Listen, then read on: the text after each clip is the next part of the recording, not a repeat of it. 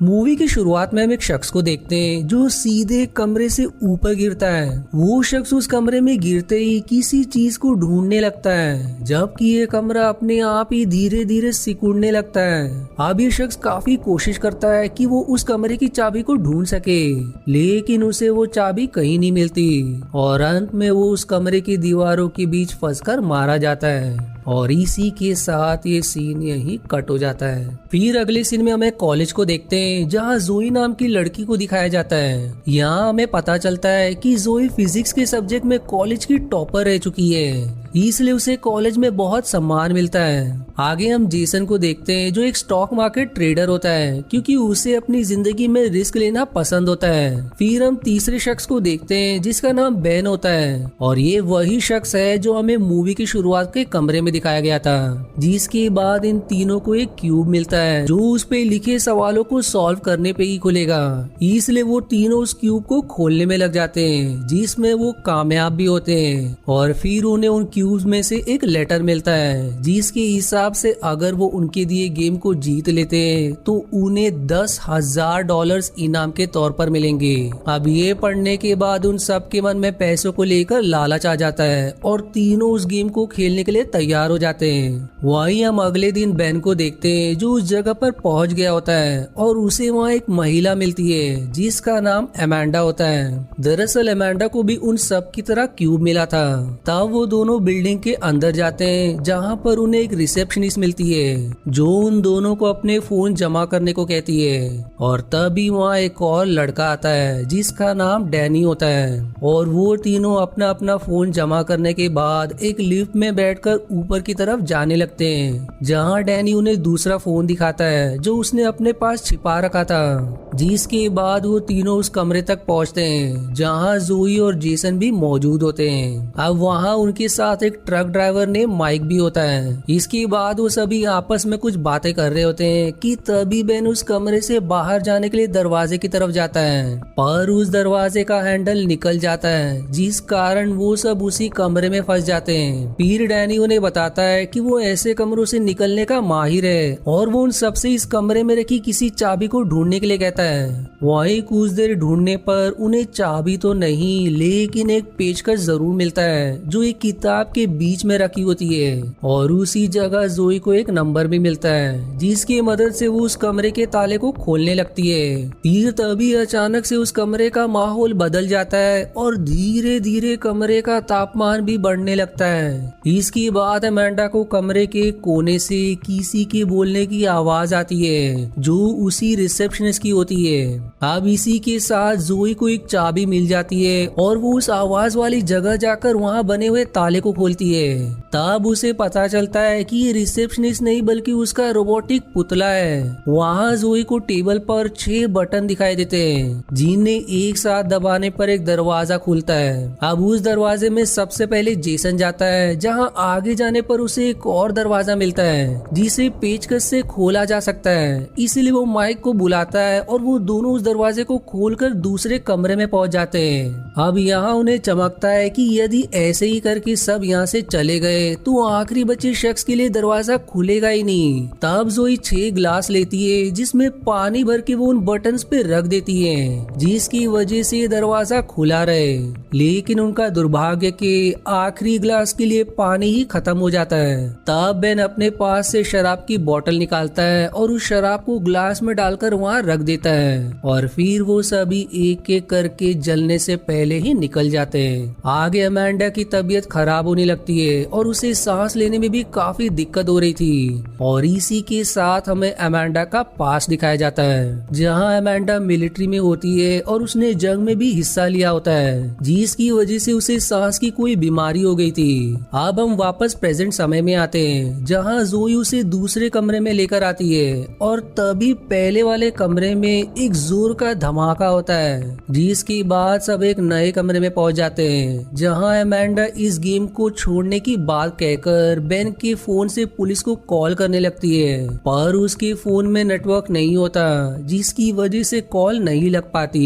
तब बेन सबको कहता है कि चिंता की कोई बात नहीं है, क्योंकि ये सब हमें डराने के लिए किया गया है और इससे हमें कोई खतरा नहीं है। फिर सभी लोग उस कमरे के दरवाजे पर जाते हैं, जहाँ पर उन्हें एक ताला लगा हुआ मिलता है, जो 7 लेटर के सही कॉम्बिनेशन डालने से ही खुलेगा। फिर तभी बेन की नजर दीवार पर लगे एक पोस्टर पर जाती है, जिसमें लिखा होता है कि you will go down in history. अब ये पढ़कर उन्हें कुछ समझ नहीं आता, जिसके बाद हमें माइक का पास दिखाया जाता है, जब माइक ने एक बार शराब के नशे में अपनी गाड़ी का दुर्घटना कर दिया था, जिसमें उसके 4 दोस्तों की मौत हो गई थी। फिर हम प्रेजेंट समय में जाते हैं, जहां माइक की नजर दीवार पर लगे 7 हिरन के सिर पर पड़ती है, जिनके ऊपर 7 लेटर्स लिखे होते हैं, जिसकी मदद से वो इस दरवाजे को भी बड़ी आसानी से खोल देते हैं। अब जैसे ही वो सब नए कमरे में पहुंचते हैं, उन्हें लगने लगता है कि वो बाहर आ चुके हैं, लेकिन ये सिर्फ एक इल्यूजन होता है। और जैसी डैनी वहाँ की दीवारों को छूता है, तो उस कमरे में ठंडी हवाएं चलना शुरू हो जाती है। अब वहाँ उन्हें एक जैकेट मिलती है। इससे वो सब ये तय करते हैं कि थोड़ी थोड़ी देर में इस जैकेट को एक दूसरे को देते रहेंगे, जिससे उन्हें काफी मदद मिलेगी इस ठंड में सर्वाइव करने के लिए। इसके बाद माइक को मछली पकड़ने वाली एक रॉड मिलती है और अमेंडा को एक चुंबक, जबकि जेसन सबको एक गड्ढा दिखाता है, जिस पर फिर जेसन उस रॉड में चुंबक को लगाकर गड्ढे में डालता है कि शायद उसे चाबी मिल जाए। पर फिर तभी डैनी का पैर फिसलने से वो बर्फ को तोड़ते हुए पानी में जा गिरता है और फिर भयंकर ठंड की वजह से उसकी मौत हो जाती है। अब इस बात से सभी बहुत दुखी हो जाते हैं, वहीं उनमें काफी डर बन जाता है, इसलिए अब वो जल्द से जल्द इस कमरे से निकलने के लिए सोचने लगते हैं। फिर तभी उनकी रॉड में कुछ फंसता है और ऊपर खींचने पर उन्हें बर्फ का एक ऐसा टुकड़ा मिलता है, जिसके बीच में चाबी होती है। तब सभी लोग उस बर्फ के ऊपर अपना हाथ रखते हैं, जिससे वो बर्फ धीरे धीरे पिघल जाती है और चाबी की मदद से वो सभी इस कमरे से बाहर निकल जाते हैं। जिसके बाद वो लोग अगले कमरे में पहुंचते हैं, जो किसी कसिनो की तरह होता है, लेकिन यहाँ की सारी चीजें उल्टी होती है।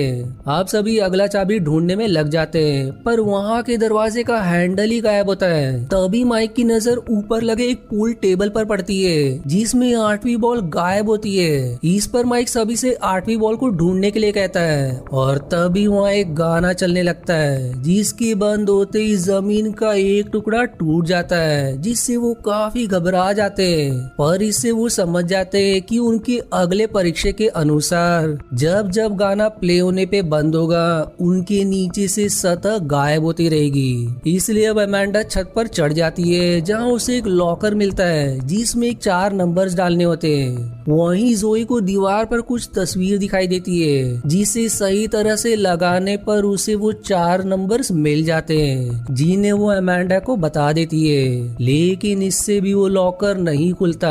अब इसके बाद जोई उस नंबर को उल्टा डालने के लिए कहती है, क्योंकि पूरा कमरा भी उल्टा ही है, और ऐसा करते ही वो लॉकर खुल जाता है, जिस लॉकर से 8वीं बॉल मिल जाती है, जो उस दरवाजे का हैंडल होता है। पर अब तक पूरी जमीन टूट चुकी होती है और केवल एक ही हिस्सा बचता है, जिस पर अमेंडा किसी तरह लटके हुए दूसरी तरफ पहुंचती है। लेकिन दुर्भाग्य से उसका हाथ फिसल जाता है और वो उस जमीन के टुकड़े पर जा गिरती है, जहां वो जेसन को बॉल देकर जैसे इस टुकड़े पर से निकलने वाली होती है कि वो हिस्सा भी टूट जाता है, जिससे अमेंडा उसी गड्ढे में जा गिरती है, जिससे उसकी वहीं मौत हो जाती है और ऐसे ही एक और एलिमिनेट हो जाता है। अब इसके बाद बाकी लोग उस दरवाजे को खोलकर दूसरे कमरे तक पहुंच जाते हैं, जो किसी हॉस्पिटल की तरह होता है। अब वहाँ उन्हें सबके नाम के फाइल्स मिलते हैं, जिन्हें वो लोग पढ़ने लगते हैं, जिसे पढ़कर उन्हें एक दूसरे के बारे में पता चल जाता है। जैसे कि जेसन जब अपने दोस्त के साथ समुद्र में घूमने के लिए गया था, तो उसकी नाव पलट गई थी, जिसमें उसकी दोस्त की मृत्यु हो गई, जबकि जेसन को कुछ दिन बाद बचा लिया गया।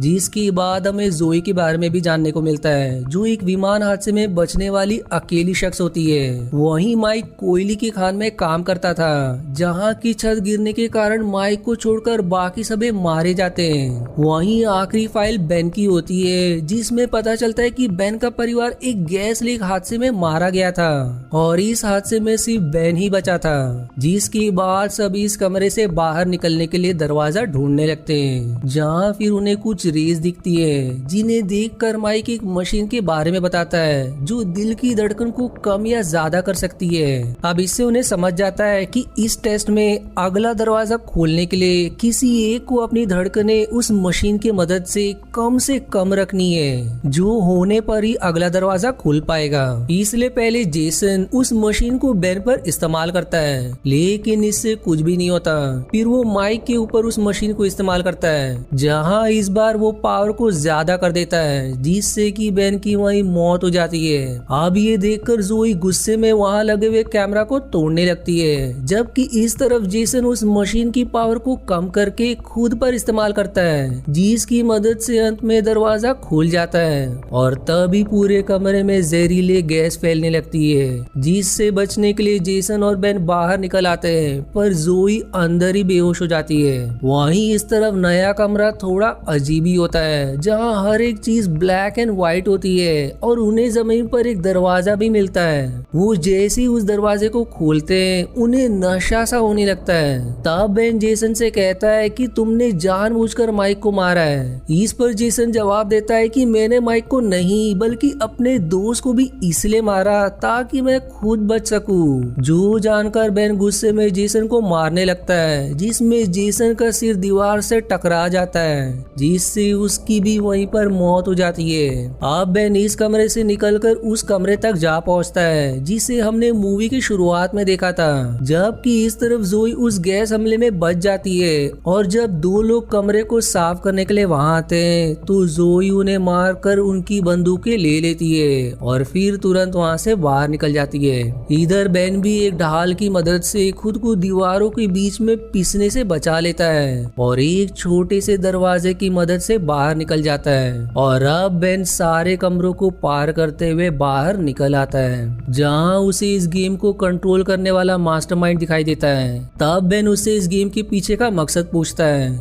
जिस पर मास्टरमाइंड बताता है कि दुनिया के बहुत से अमीर लोगों को ये खेल देखने में काफी मजा आता है, इसीलिए वो इसे ऑर्गेनाइज करवाते हैं। जो सुनकर बेन का माथा सनक जाता है, पर वो खुद को शांत करते हुए मास्टरमाइंड से पैसों के बारे में पूछता है, क्योंकि उसके हिसाब से वो इस गेम का आखिरी सर्वाइवर है। इस पर फिर मास्टरमाइंड बेन के ऊपर हमला कर देता है और तभी पीछे से जोई वहां आ जाती है, जो मास्टरमाइंड पर गोली चला देती है, जिससे वो किसी तरह बच जाता है और अब वो जोई को मारने लगता है। लेकिन बेन मास्टरमाइंड के सिर में गोली मारकर उसका काम तमाम कर देता है, जिसके बाद वो दोनों वहां से निकलकर पुलिस के पास पहुंच जाते हैं और उन्हें इस गेम के बारे में सब बता देते हैं। लेकिन पुलिस के पहुंचने तक वो जगह पूरी तरह से खाली मिलती है, पर उन्हें दीवार पर वू-टैंग लिखा हुआ मिलता है, जो कि इस गेम का असली मास्टरमाइंड होता है। अब इसके बाद ये सीन सीधे 6 महीने आगे मुड़ जाती है, जहां जोई और बेन फिर से एक बार मिलते हैं। फिर जोई उससे बताती है कि वो अब भी वू-टैंग को फॉलो कर रही है, जिसमें उसे मैनहट्टन की एक बिल्डिंग के बारे में पता चलता है, जिसके अंदर अगला गेम होने वाला है। अब जोई बेन को किसी तरह उसके साथ चलने के लिए मना लेती है, जिसके बाद हम एक प्लेन देखते हैं जिसमें जोई और बेन बैठे हुए होते हैं। लेकिन बीच में ही उस प्लेन के इंजन में आग लग जाती है और वो प्लेन एक पहाड़ से जा टकराता है, जिसमें जोई और बेन भी मारे जाते हैं। आशा है आपको मेरी एक्सप्लेनेशन पसंद आई।